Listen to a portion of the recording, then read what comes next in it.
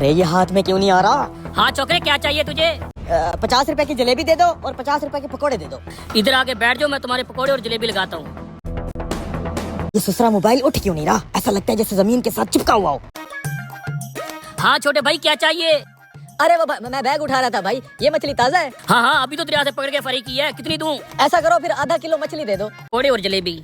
Tiffin हाथ आते आते रह गया है, एक बार फिर कोशिश करूंगा ये खा के। ससुरा मोबाइल हाथ में क्यों नहीं आ रहा था? स्लिप हो रहा था। साइड हो भाई।